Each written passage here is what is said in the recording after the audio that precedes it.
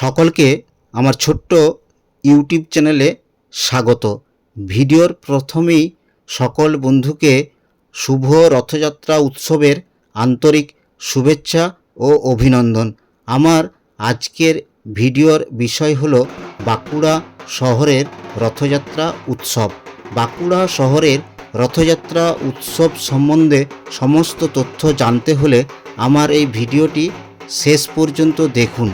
ভিডিওটি সম্পূর্ণ দেখার পর ভালো লাগলে লাইক, শেয়ার ও কমেন্ট করে দেবেন। যেসব বন্ধুরা আমার এই ছোট্ট ইউটিউব চ্যানেলে নতুন এসেছেন তাদের কাছে অনুরোধ, আমার এই চ্যানেলটিকে সাবস্ক্রাইব করে সাথে ও পাশে থাকবেন। সাথে ও পাশে থাকার জন্য আগাম ধন্যবাদ রইল। বর্তমানে ভিডিওতে যে রথটি দেখতে পাচ্ছেন, এই রথটি বাঁকুড়া শহরের ব্যাপারীহাটের বড় রথ কমিটির রথ। এটি স্থাপিত হয়েছিল 1318 সালে।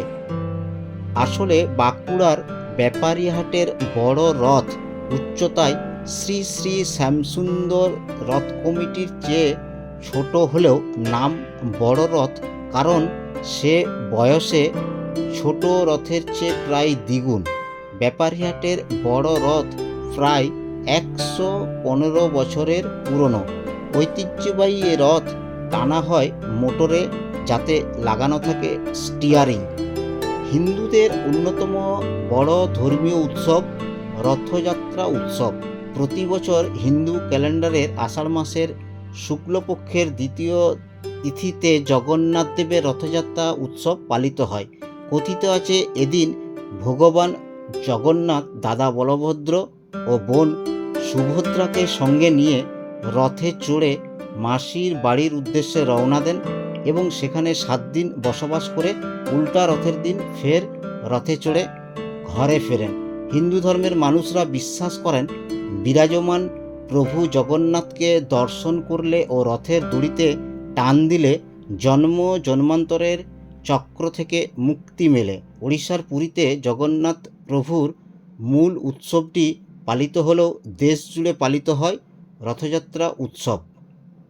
তো বাঁকুড়া শহরের দুটি প্রাচীন রথ হলো, একটি ব্যাপারীহাট রথ কমিটি রথ, আরেকটি হলো পদ্মারপাড়ার যে শ্যামসুন্দর রথ কমিটি। তো এই দুটি রথ ছাড়াও আমাদের বাঁকুড়া শহরে আরও দুটি রথ বেরোয়, যেমন ইস্কনের রথ বর্তমানে সম্প্রতি চালু হয়েছে, আরেকটি রামকৃষ্ণ আশ্রমের রথ। এই দুটো রথযাত্রা উৎসব তারাও পালন করে থাকে। বর্তমানে যে ভিডিওতে যে রথটি দেখতে পাচ্ছেন, এটি হলো শ্যামসুন্দর রথ কমিটির রথ। বাঁকুড়া শহরের চকবাজার এলাকার শ্যামসুন্দর জিউ রথ একটি ঐতিহ্যবাহী রথ। বাঁকুড়া শহরের দুটি প্রাচীন রথের মধ্যে এটি অন্যতম। স্থানীয়ভাবে এটি ছোট রথ নামে খ্যাত। আগে এই রথটি প্রায় 42 ফুট উঁচু ছিল। রাস্তার তার ও অন্যান্য অসুবিধার কারণে বর্তমানে এর উচ্চতা কমিয়ে 30 ফুট করা হয়েছে। শ্যামসুন্দর রথ কমিটি জানায় যে এই রথ প্রায় 63 বছরের পুরনো হলেও আসল যে রথ শ্রী শ্রী শ্যামসুন্দর রথ কমিটির ছিল, সেই রথ বর্তমানে বাঁকুড়া জেলার মেজিয়াতে চলছে। প্রতি বছরে এই দুই রথ দেখা ও রথের দড়িতে টান দেওয়ার জন্য পদ্মারপাড়া এবং নতুনগঞ্জ এলাকায় দর্শনার্থীদের ঢল নামে। এরপর আসি এই দুটির রথের যে রুট, সেই রুট সম্বন্ধে। ব্যাপারীহাট রথ কমিটির রথ স্টেশন মোড় হয়ে আমাদের ফিডা রোড, যে রবীন্দ্র সরণি যে দুর্গোৎসব কমিটির যে মন্দির রয়েছে সেখান পর্যন্ত আসে। তারপর সেটি আবার ঘুরে স্টেশন মোড় হয়ে নতুনগঞ্জ হয়ে রাসতলা মোড় পর্যন্ত যায়। তারপরে আবার সেটি নতুনগঞ্জ হয়ে স্টেশন মোড়ের ঠিক যে স্থানে এই রথটি থাকে সেখানে আবার ফিরে আনা হয়। আর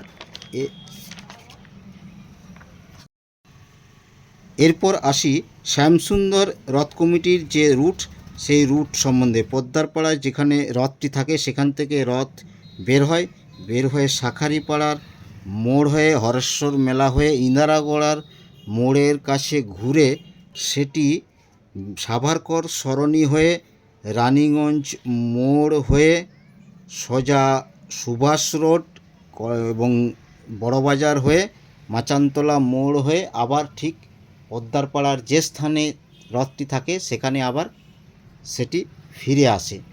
তো এই বাঁকুড়া শহরে এই দুটি প্রাচীন রথ ছাড়াও আরেকটি রথযাত্রা উৎসব পালন করা হয়, সেটি হলো রামকৃষ্ণ আশ্রমের যে রথ, সেই রথযাত্রা উৎসব সেখানেও পালন করা হয়। আর সম্প্রতি বেশ কয়েক বছর হলো ইস্কনের রথ এখানে চালু হয়েছে। ইস্কনের রথযাত্রা উৎসবও এখানে খুব ধুমধাম সহকারে পালন করা হয়।